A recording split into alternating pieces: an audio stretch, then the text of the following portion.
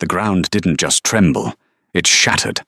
500 heavy Harley-Davidsons roared into the dust-choked trailer park like a chrome-plated apocalypse. 14-year-old Liam stood frozen, convinced the notorious Hells Angels had come to destroy what little he had left. Instead, they had come to change his life forever. The Mojave Desert does not forgive, and the town of Barstow, California, was nothing more than a sun-bleached monument to that harsh reality. For 14-year-old Liam Davies, the desert heat was a constant, suffocating weight. But it wasn't the heat that kept him awake at night. It was the numbers. $800 for rent, $400 for his mother's insulin, $32 in his worn denim pocket. Liam lived in a rusting, single-wide trailer in the forgotten corner of a park, managed by a man named Thomas Gable. Gable was a man who smelled perpetually of stale cigars and cheap cologne, a landlord who viewed his tenants not as people, but as numbers on a ledger. And Liam's numbers were deeply in the red. Since Liam's father, a long-haul trucker and weekend mechanic, had passed away 3 years prior in a pile-up on Interstate 15, Liam and his mother, Annie, had been in a slow, agonizing freefall. To escape the oppressive silence of their trailer and the sight of his mother trying to hide her tears, Liam spent his afternoons at the rusted-out shell of Pete's Service Station, just off Route 66. It had been abandoned for a decade, but for a boy with a wrench and his father's grease-stained manual, it was a sanctuary. Liam would scavenge forgotten parts, clean them up, and try to sell them for a few dollars to passing motorists. It was a blistering Tuesday afternoon, the asphalt shimmering with mirages, when the thunder rolled in. It wasn't a rainstorm. It was the distinct, guttural roar of a heavy V-twin engine tearing down the highway. But the roar was sick. It sputtered, coughed violently, and let out a deafening backfire before dying completely. Liam watched from the shade of the old gas pumps as a massive motorcycle coasted onto the gravel shoulder. It was a customized 1998 Dyna Superglide, painted a menacing matte black. The rider who stepped off the bike was equally intimidating. He stood well over 6 feet tall, with a beard that reached his chest, arms heavily sleeved in faded tattoos, and a leather vest adorned with the unmistakable red and white death's head patch of the Hells Angels. The man kicked the dirt in frustration, swearing loudly as he pulled a cell phone from his pocket, only to scowl at the screen. Dead Zone. Liam hesitated. He knew the reputation of the club. Everyone in Barstow did. The local news painted them as ruthless outlaws, ghosts of the highway who operated by their own violent code. But Liam also saw a man stranded in 105-degree heat, kicking the primary cover of his bike in absolute desperation.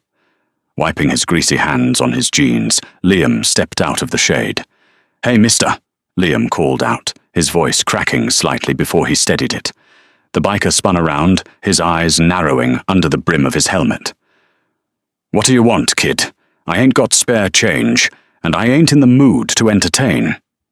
The name tape on his leather vest read, "John." "I don't want your money," Liam said, stepping closer, his eyes locked on the smoking engine. "Your bike. It sounds like she's starving for fuel, but the backfire means she's running rich when she does catch. You've got a flooded carburetor, probably a cracked fuel line letting air in, messing with the vacuum." John blinked, looking from the boy to his bike, then back to the boy. He let out a harsh bark of laughter. "You a mechanic now, Junior?" "My dad was," Liam said, quietly, pulling a flathead screwdriver and a small wrench from his back pocket. "I know Harleys, especially older Evos and twin cams. Let me look. If I break it worse, you can hit me." John stared at the kid's sheer audacity. He sighed, wiping sweat from his forehead. "Knock yourself out, kid. Name's John. Don't touch the paint." For the next hour, Liam worked in the unforgiving sun. His hands, small but nimble, moved with practiced precision. He removed the air cleaner, exposing the carburetor. Just as he suspected, the primary fuel line had dry rotted in the desert heat, cracking right at the clamp. Furthermore, the float needle was stuck, flooding the bowl. Liam sprinted back to his scavenged stash behind the gas station, returning with a length of high-pressure braided hose he had pulled from a wrecked Chevy truck a week prior, and a handful of slightly rusted but functional clamps. John watched in silence, leaning against a rusted yield sign. He watched the kid burn his knuckles on the hot exhaust, watched him wipe sweat from his eyes, and watched him work with a reverence that most grown men didn't possess. "All right," Liam finally gasped, stepping back and wiping his hands on a rag. "Give her a try. Give it a little throttle, but don't dump it."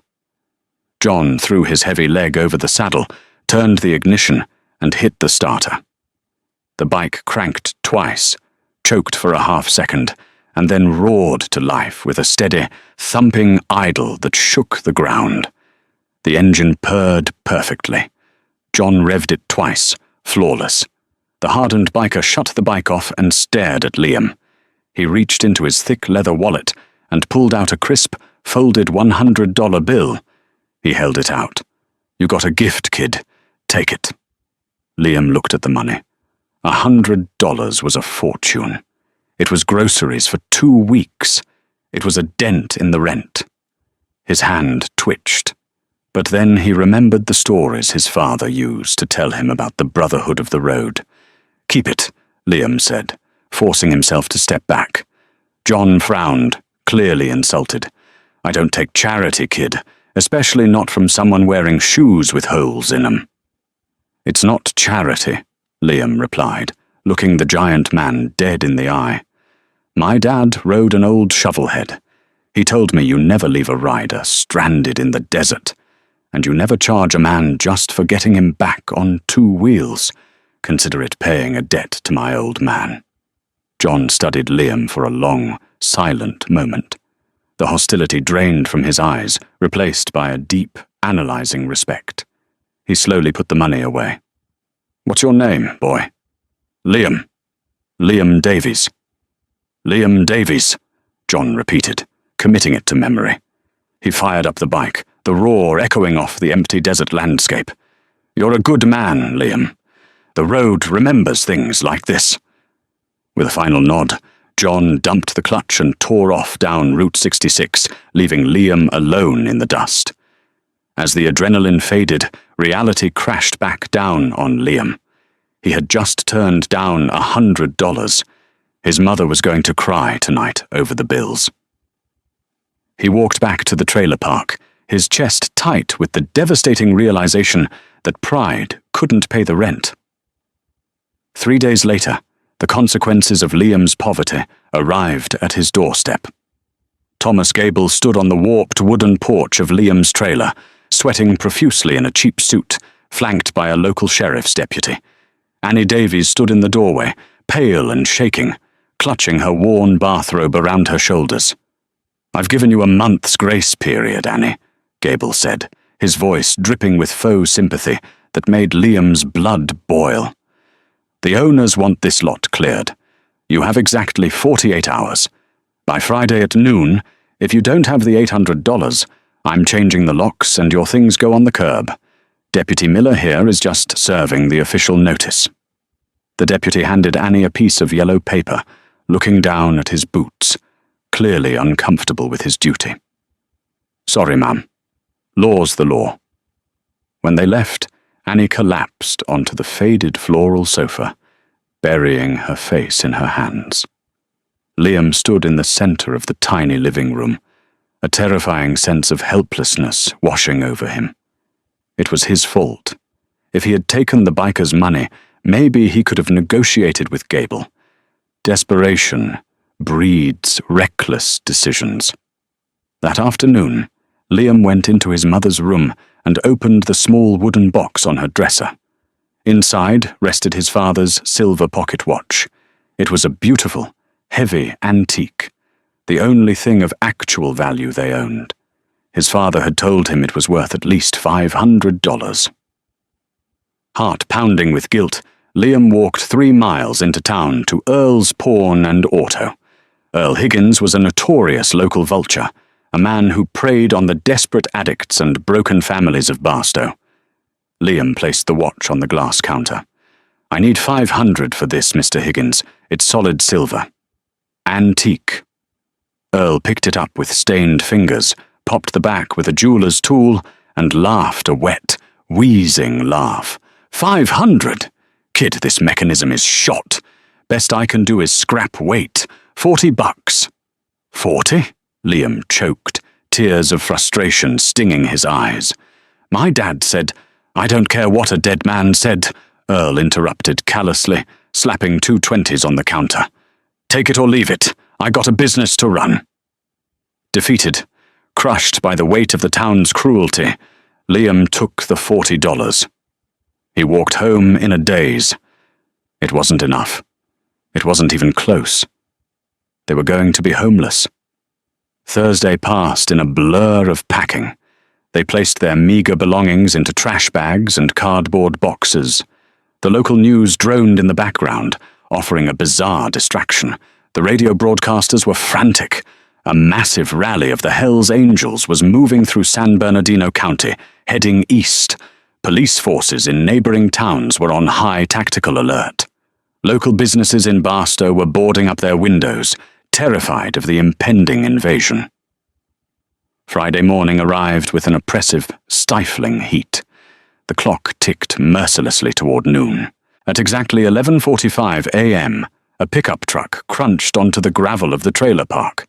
Thomas Gable stepped out, smoking his signature cigar, accompanied by 2 large men wearing work gloves. Deputy Miller pulled up behind them in his cruiser, his lights flashing briefly to signal his official presence. "Time's up, Annie," Gable shouted toward the closed door. "Boys, go start pulling the boxes out." Liam stood on the porch, a heavy iron tire iron gripped tightly in his trembling hands. He was 14, skinny and terrified, but he stepped in front of the door, blocking the movers. "You don't touch our stuff," Liam yelled, his voice echoing across the silent trailer park. Neighbors peeked out from behind their blinds, too afraid to intervene. Gable sighed, rolling his eyes. "Deputy, remove the kid before I have him pressed for assault." Deputy Miller unclipped his radio, stepping forward. "Son, put the iron down. You're just going to make this harder on your mum." "We just need 1 more week," Liam pleaded, tears finally spilling over his dirt-smudged cheeks. "Please, we have nowhere to go." "Not my problem," Gable sneered, taking a step up the stairs. "Move, you little rat." Then the air shifted. It started as a low vibration, a frequency that Liam felt in the soles of his shoes before he actually heard it. The loose tin skirting of the trailer began to rattle. Gable stopped midway up the stairs, frowning. He looked up at the cloudless desert sky, thinking it was a low-flying jet from the nearby military base. But the sound didn't come from above. It came from Route 66. The low vibration swelled into a deafening, earth-shaking roar. Deputy Miller turned toward the highway, his face draining of all color. He instinctively rested his hand on his holster, taking a hurried step backward. Turning off the main highway, tearing through the dust and gravel like a conquering army, came a literal sea of motorcycles. Black leather, chrome flashing violently in the midday sun, and the terrifying, unified thunder of 500 engines running rich and loud. Gable's cigar fell from his mouth, landing on the dirt. The 2 movers froze, dropping the empty boxes they were holding. The bikers didn't just pass by the trailer park. They turned into it. They poured into the narrow dirt roads of the park, a seemingly endless river of heavy machinery. They filled the empty lots. They parked on the dying grass. They blocked the exits. The sheer volume of the noise was paralyzing. Every biker wore the winged death's head on their back. Deputy Miller was backing away, speaking frantically into his shoulder radio, calling for immediate backup, reporting a massive gang incursion. The sea of bikes parted slightly right in front of Liam's lot. The roar idled down to a heavy, rhythmic heartbeat that filled the air with the smell of exhaust and hot oil. From the front of the pack, a single motorcycle rolled forward, stopping just inches from Thomas Gable's expensive leather shoes. It was a matte black 1998 Dyna Super Glide. The giant rider kicked the stand down and killed the engine. The silence that followed was heavier and more terrifying than the noise had been. The man took off his helmet, revealing the scarred, bearded face that Liam had seen 3 days ago at the abandoned gas station. John Callahan looked at the eviction notice in Gable's trembling hand, then looked at Liam, who was still gripping the tire iron on the porch. John smiled, a cold, terrifying smile that did not reach his eyes. "Looks to me," John said, his voice carrying clearly across the dead silent yard, "like my friend Liam is having a bit of a landlord problem." The silence that blanketed the dirt lot was heavier than the Mojave heat.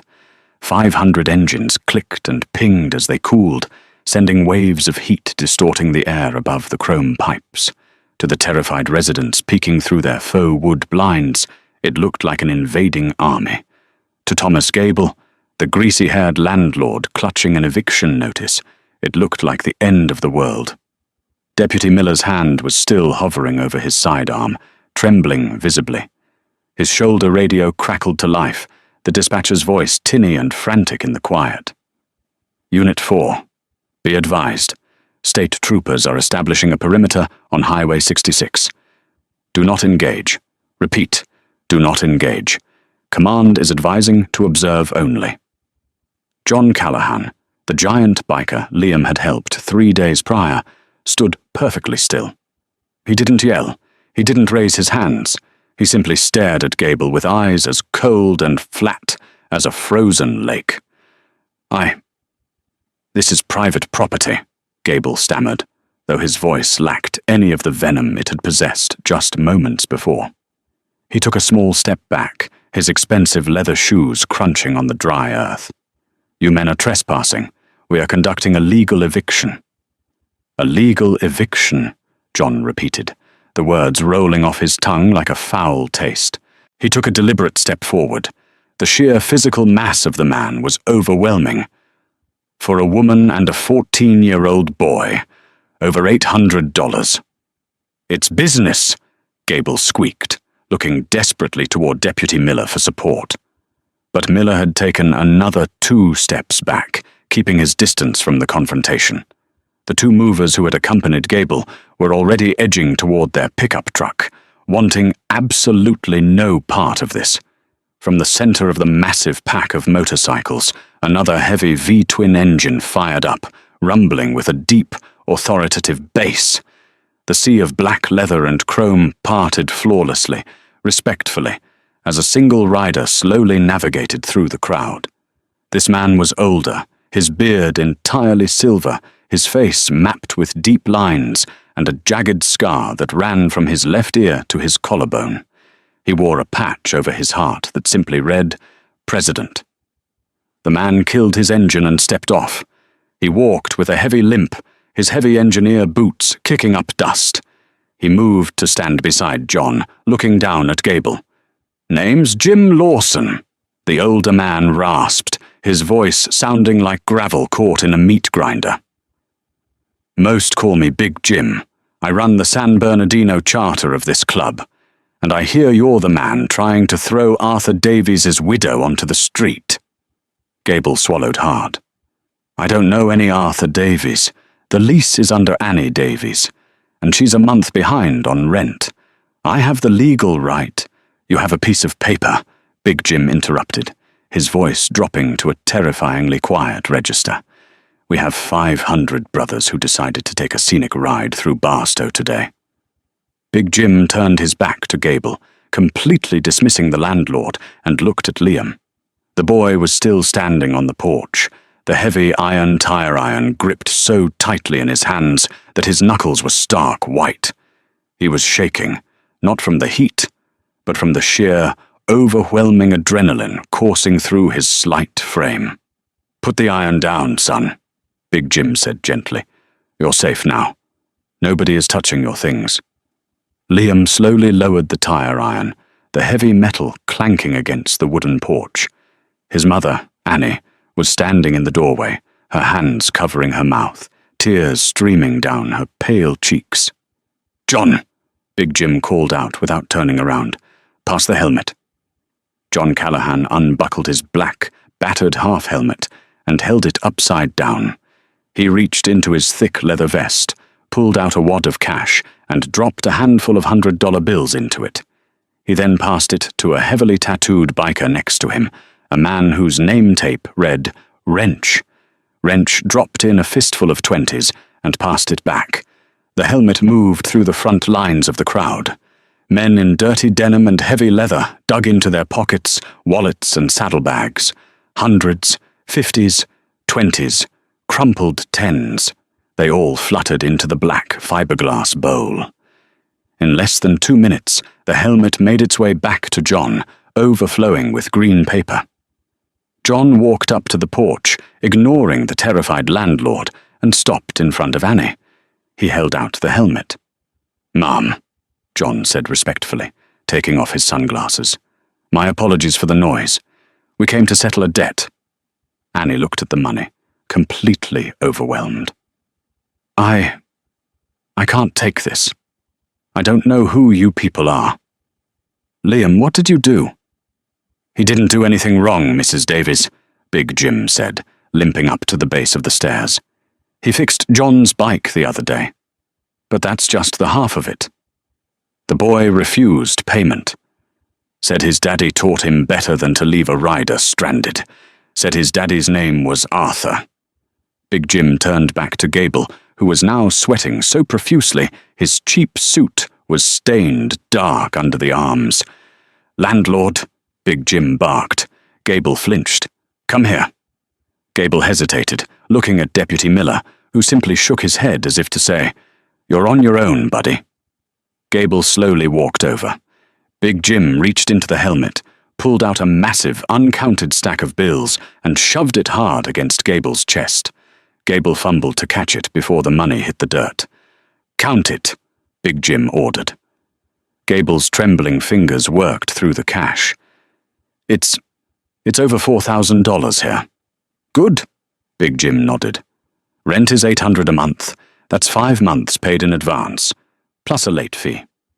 Now, you're going to pull a pen out of that cheap jacket. You're going to turn around, and you're going to use the hood of the deputy's cruiser to write a legally binding receipt. You will state that Annie Davies is paid in full for the next half year, and that her eviction is permanently cancelled." I can't just write a receipt on a whim," Gable protested weakly. "I need official company letterhead." John Callahan stepped right into Gable's personal space, towering over the landlord. He leaned down, his voice a low, rumbling threat. "You're going to write the receipt, Thomas. And then you're going to send a maintenance crew out here by Monday to fix the plumbing under this trailer. Because if I ride out here next week and find a single drop of water leaking, I'm going to come visit you at your office in town. Do we have an understanding?" Gable nodded frantically, all color drained from his face. Yes, understood." He scrambled over to the police cruiser, pulled a pen from his breast pocket, and began writing furiously on the back of a parking citation Deputy Miller handed him.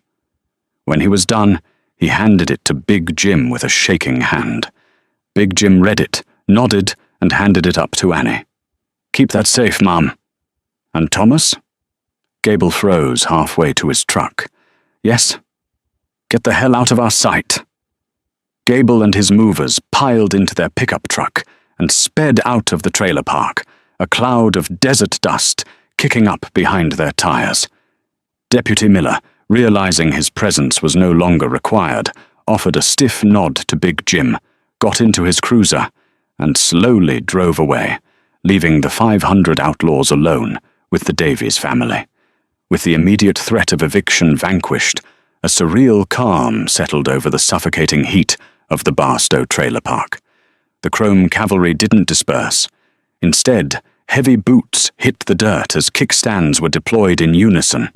500 massive engines clicked and pinged as they cooled. Men in leather vests began pulling bottles of water from their saddlebags, effectively turning the desolate dirt road into a heavily armed, surprisingly respectful block party. Liam remained frozen on his porch, his heart hammering against his ribs. He looked at the towering figure of John Callahan, then down at the black fiberglass helmet, overflowing with cash. "I don't understand," Liam whispered, his voice trembling. "I just fixed a cracked fuel line. It took me an hour. This is thousands of dollars. You didn't have to bring an army." Big Jim Lawson, the silver-bearded club president, sat heavily on the warped wooden steps, groaning as his bad leg protested. He patted the empty space beside him. "Take a seat, Liam." Liam glanced at his mother. Annie nodded, wiping a tear from her pale cheek. Liam slowly descended the steps and sat beside the imposing outlaw. When John got back to the San Bernardino clubhouse on Tuesday, Big Jim began, his gravelly voice carrying clearly over the crowd. He told us about a kid who knew his way around an Evo motor, a kid who refused a $100 bill because of a code of honor his daddy taught him. Big Jim unbuttoned his leather vest and pulled down the collar of his t-shirt. Spanning his collarbone and disappearing down his chest were thick, jagged burn scars, stark against his weathered skin. "John said your dad was a long-haul trucker who rode an old shovelhead. Died a few years back. September 14th, 2023. Massive pile-up on Interstate 15. Liam felt the blood drain from his face. "How do you know the date?" "Because I was there, son," Big Jim said softly. The chatter in the street died down entirely. "I was riding point. It was pouring rain, a semi-jackknifed, and cars piled in. I went down hard and got pinned under a burning sedan. My leg was crushed. The fire was spreading." Annie stepped out onto the porch, a hand clamped over her mouth. "People were running," Big Jim recalled, his voice tight. "But not your father. This giant of a man jumped out of his Peterbilt cab, grabbed a heavy steel crowbar, and sprinted straight into the flames. He jammed that bar under the burning car's frame and lifted it just enough for 2 other drivers to drag me out. 10 seconds later, the gas tank blew." Tears freely spilled down Liam's dirt-smudged cheeks. "I was in a coma for a week," Big Jim said. "When I woke up, I told my brothers to find the man who saved me. But by the time we pulled the police reports, we found out he didn't make it. Another truck hit the wreckage while he was trying to pull a second driver free. His name was Arthur Davies." A profound silence blanketed the yard. Liam's father hadn't just died in an accident. He had died a hero. "Arthur wasn't a patch holder, but he bled for us. That makes you family," John Callahan interjected. He reached into his pocket and placed a heavy, familiar object in Liam's trembling hands. It was his father's silver antique pocket watch, the one Liam pawned to Earl Higgins for $40 just a day prior.